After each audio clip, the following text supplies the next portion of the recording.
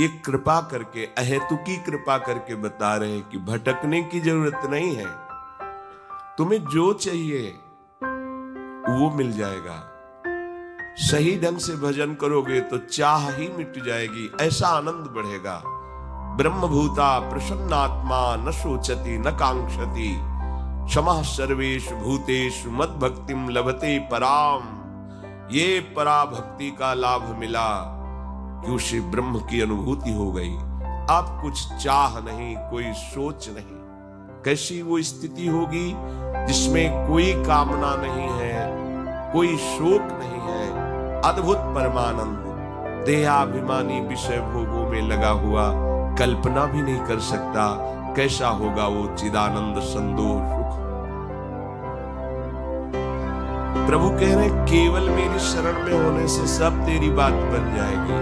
तो प्रश्न उठता है कि सब लोग अशांत हैं, दुखी हैं, परेशान हैं, फिर आपकी शरण में क्यों नहीं हो जाते महाराज? जब सब सुखों का सार, सब कामनाओं की पूर्ति करने वाला कल्पतरु आपके श्री चरण है, तो फिर ये लोग क्यों आपकी शरण में नहीं हो रहे, भटकते घूम रहे हैं? श्री भगवान के चरण इस समस्त कामनाओं को पूर्ण करने वाले हैं। प्रणत कामदम श्री लाडली जी के चरण चिंतामणि प्रणवताम ब्रज नागरीणाम। जो इन श्री चरणों का चिंतन करता है तो उसके समस्त चिंतित पदार्थों को, कामनाओं को पूर्ण करने वाली महारानी जो है। लाडली जी अत्यंत कृपालु है। इनका जो आश्रय लेकर, इनके नाम का आश्रय लेकर कोई भी कामना, यदि आपका मंगल होना है तो बहुत जल्दी वो कामना पूर्ण कर देंगी। अगर पता है कि इसका मंगल हो जाएगा तो रोते रहो फिर भी नहीं पूर्ण करेंगे, क्योंकि वात्सल्य समुद्र है।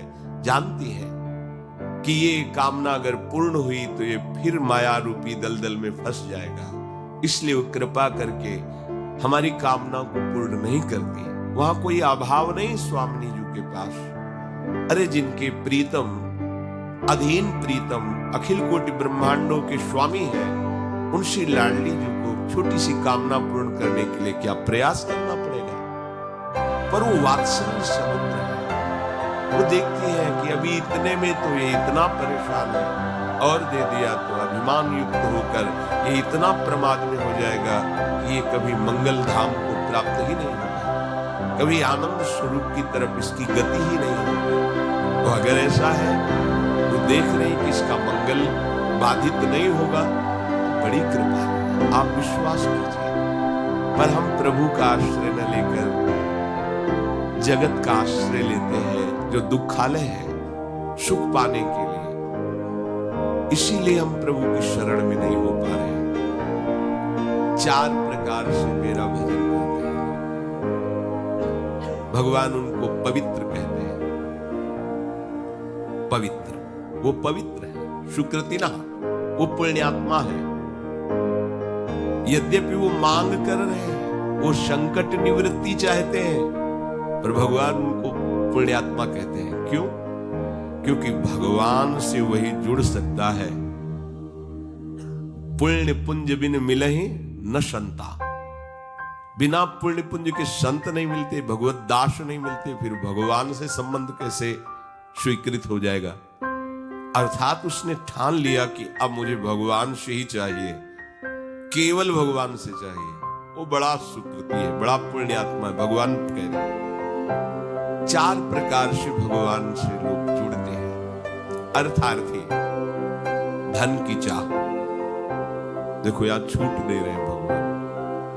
यदि धन की चाह की बात है तो लगभग सबके हृदय में है। आर्तो जिज्ञासु अर्थार्थी ज्ञानी च भरतर्षभ। 4 प्रकार के भगवान के भक्त हैं। एक है अर्थ चाहता है, एक है अपनी दुख की निवृत्ति, संकट से घबरा कर भगवान को पुकार करके अपने संकट की निवृत्ति चाहता है। तीसरा है वो जानना चाहता है कि भगवान क्या है। जिज्ञासु है, कहां, कौन है भगवान, कैसे है भगवान, क्या है मेरा स्वरूप, क्या है भगवान का स्वरूप। क्या है इस जगत का स्वरूप, ये जिज्ञासा पूर्ण करने के लिए जगत गुरु भगवान का वो आश्रय लेता है। और एक है ज्ञानी प्रेमी, जो भगवत अनुराग में, आत्मरति में, कृष्ण रति में डूबा हुआ है। प्रभु कह रहे हैं कि जो शास्त्र के अनुसार चलता है वही इन चारों में है। ध्यान रखना, पापाचरण करने वाला इन चारों में नहीं, दुष्कृति नहीं। इसीलिए पहले बोला है भगवान ने कि जना सुकृतिनो। सुकृति कौन है? जो भगवान की शास्त्र आज्ञा के अनुसार आचरण करता है। यहां बहुत कमी होती है, ध्यान देने योग्य बात है।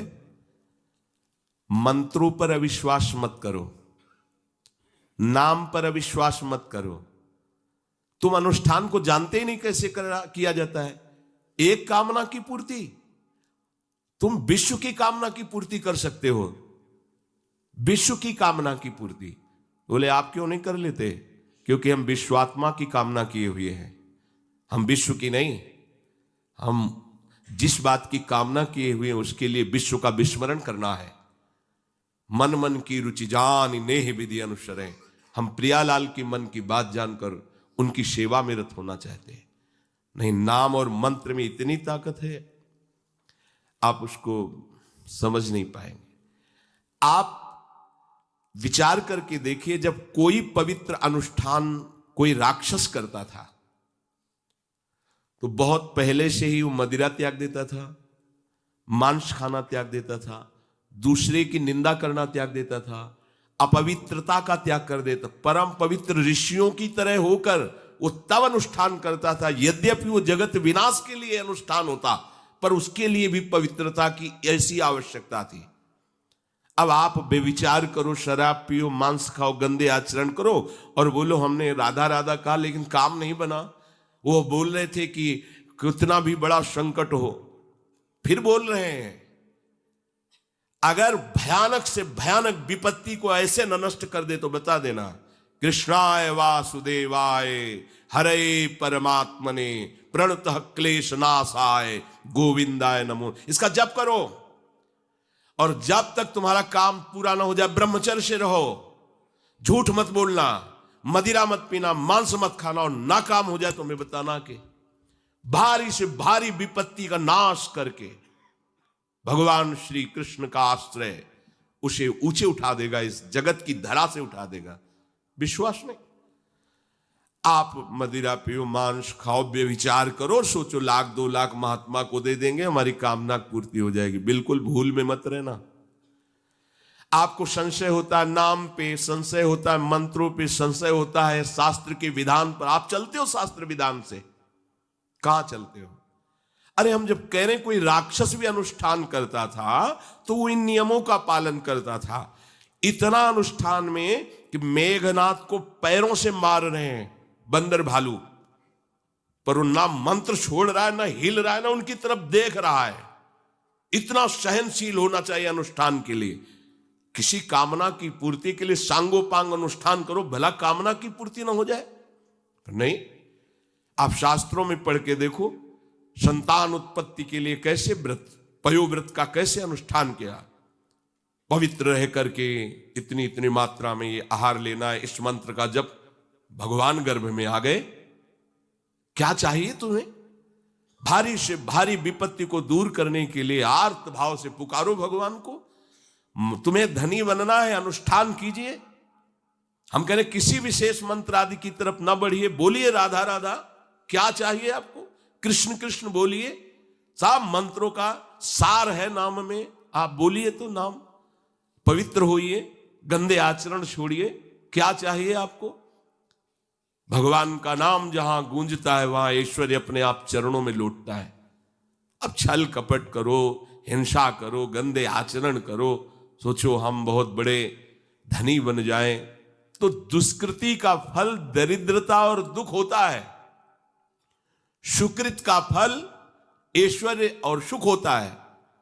अब लगाओ तुम कांटेदार वृक्ष और चाहो कि हमको रसीला फल प्राप्त हो, तो इसे मूर्खता ही कहते हैं।